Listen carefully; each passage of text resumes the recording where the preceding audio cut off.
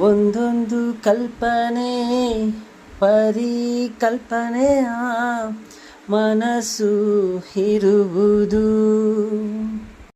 ಓ ಮನಸ್ಸೇ ತಲ್ಲಣಿಸೆ ತರತರವಾದ ತನ್ನದೇ ಆದ ಮನಸ್ಥಿತಿಯಲ್ಲಿ ಪ್ರೀತಿಸೋ ಮನಸ್ಸು, ದ್ವೇಷಿಸೋ ಮನಸ್ಸು, ಗೌರವಿಸೋ ಮನಸ್ಸು ತನ್ನದೇ ಆದ ಶೈಲಿಯಲ್ಲಿ.